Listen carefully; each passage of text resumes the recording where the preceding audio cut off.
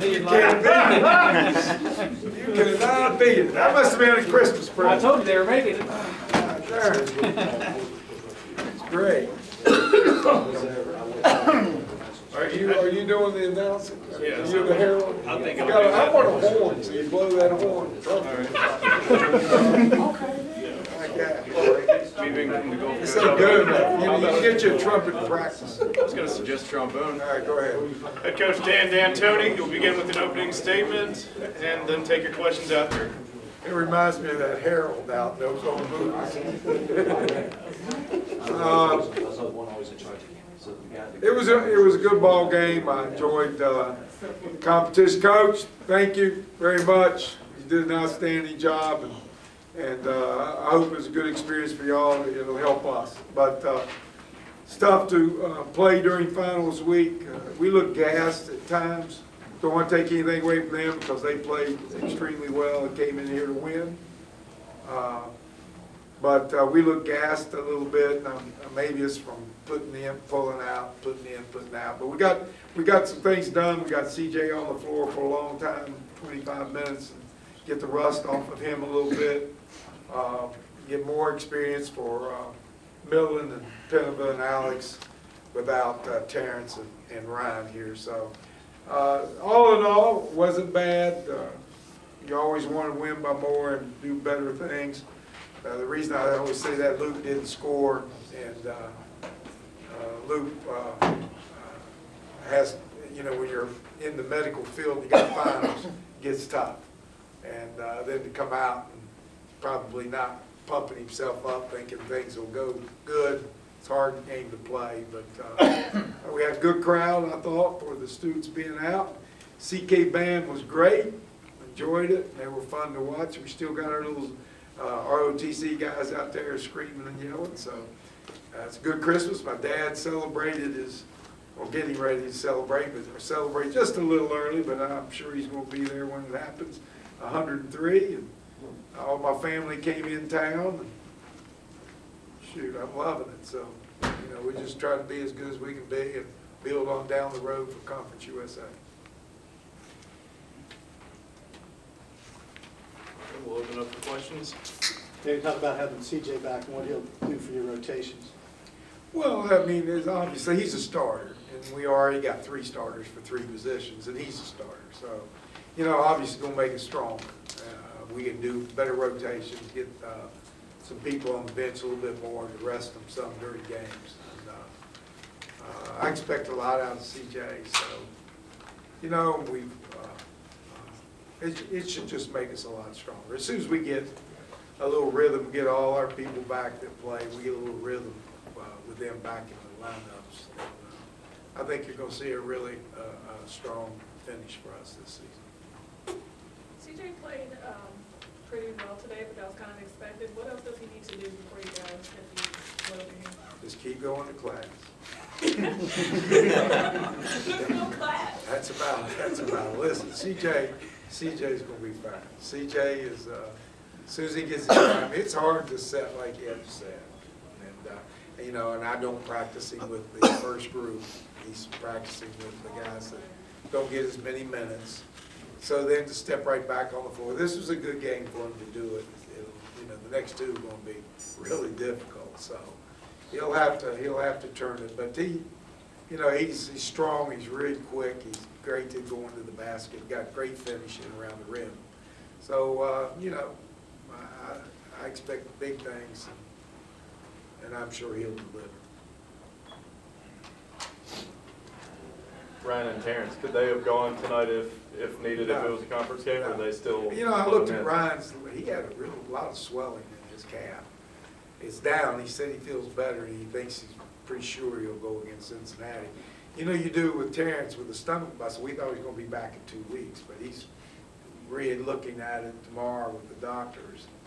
You know, when they first told me, well, he's got a stomach, you know, strain or tear or slag. I don't know medical terms for it, but I do know that when people get hurt in the stomach area, that I was expecting 2 months, 3, sometimes a season. Those aren't easy injuries to come by. Now our doctor's still confident that he's going to be back, and he says he just gets it when he really jumps or turns it on running full blast. So just have to wait and see. It'll be a week-to-week, game-to-game type of injury. So, you know, my suggestion is just wait till you're 100% and go. You talked about the schedule. You got a couple of big ones coming up. Well, Cincinnati, you know, it's all going to be about can we score. And that's funny you talked to us about that, but defensively they are really good. They're long, they're athletic. If we can move the ball and get it going good, find places and get our shots, and we're knocking them down, then we can make a real good ball game out of it. We'll see what happens. You know, if Alex keeps getting a little better, you know, I looked at his stat sheet. If you read this off 19 minutes of play, he was 6 of 9, 1 of 2 from threes, 6 rebounds, 2 assists, did have 3 turnovers, which is too many, 2 block shots, and 3 steals. You'd say, boy, that was a heck of a game. But it wasn't, because he's better than that. And he is yet, but he is a redshirt sophomore. He could really turn this thing on if he would just do a couple of little things. And I think he will. I just think he's learning to play as a 6'7" player. He grew up playing as a 180-pound, 6'3" point guard. Now he's learning how to play forward, how to power up inside. Sometimes he gets caught and gets little instead of big. And if we can conquer that, then I think you're going to see a really outstanding player. Can you talk about Millen's performance? It seems like he gets tougher Millen, time. About that three, the real highlight of the day. you know, to be honest with you, again, his stats look good. 3 of 5, 1 of 1 from three-pointer. He dunked the ball last game.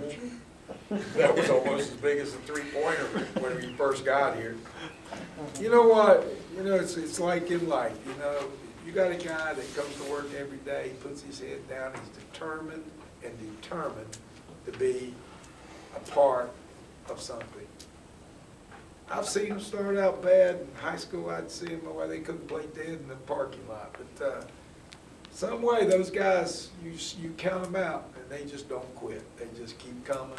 And the next thing I know, they find themselves on the court somehow, contributing. And he's just one of those guys. Now, he's got some work to do. Sometimes I look at him and go, oh. But you know what? You gotta love a coaching kid like that. And he's just a tough hombre that puts his shoes on and comes to work every day. And he'll keep getting better. I don't know where that'll go, and how much time when you get the other guys back, but he certainly has helped us hold ground a little bit while they're gone. Couple more questions. All things considered, this was what you needed at this time. What's that? I don't know what you need. I'll tell you what I need. I need a steak. Yeah. You know, Well, I mean, you know, I know. play everybody. I know what you're saying because I hear every they all go like this. But you know, I don't know what coach. I know they have answers. Sometimes I wonder about their answers because I don't have answers. I don't know what they're talking about. I don't. You know, all I know is that, you know, we got CJ on the floor. That was important. And we got a chance for him to knock off some of the rust because he's going to have, it's going to take him a few more games. Other than that, you know, I'm not sure. I'm glad we won. Don't get me wrong, because it's one of those games you can't win by enough. If you beat them by a little bit, they win. And if you lose, the end of the world happens. So, you know, it's one of those games during final week, which makes it even worse because your schedules of practice. We've had Kyrie's been out 2 or 3 practices. All of them have been out. Luke didn't practice a couple times. They've all been out in final week, and we'd have 11 players, and it throws off a rhythm, a team chemistry and a rhythm in your practice coming into games. So you're hoping you get through here. And we're the type of team, we're a skilled team that requires coordination and rhythm from everybody. We're not a physically dominant team. So if you don't have all that, that chemistry and the ball movement and everybody clicking on their skill levels, anybody can play with us. When I was in, they had a one-on-one, 2-on-2 contest. It was 6 foot, Buddy Rogers did it. It was 6 foot and anybody over. So Russell Lee and his brother ran it. Randy Noel and Pat Brady ran it. Mike and myself were our team. And the toughest game we had wasn't those two, Doug. It was 2 guys that played here in the intramurals. And we had to fight like a dog to win that daggone 2-on-2.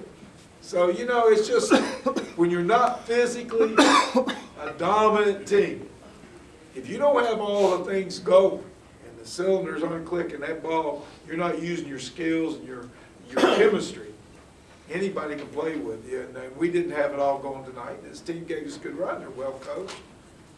Good old West Virginia kid. Great for West Virginia school. You know, it's just kind of the way it is. Like I said, we couldn't beat them bad enough.